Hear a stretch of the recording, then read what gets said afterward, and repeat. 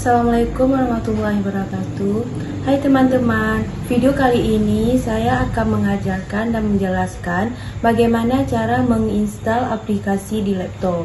Baik, mari kita lakukan. Yang pertama yang harus Anda siapkan adalah laptop.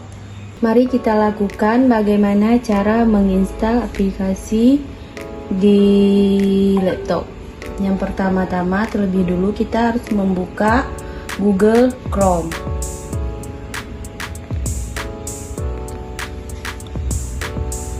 Habis itu kita cari apa aplikasi yang mau kita install.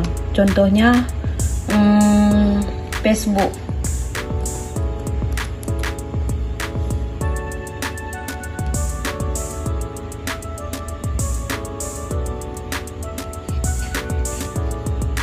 Oke, kita pilih Facebook.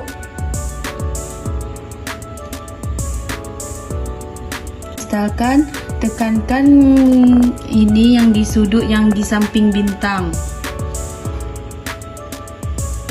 Install, tekan install.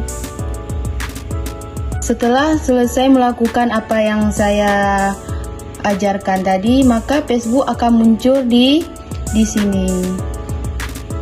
Kalau mau masuk tinggal tekan. Oke guys.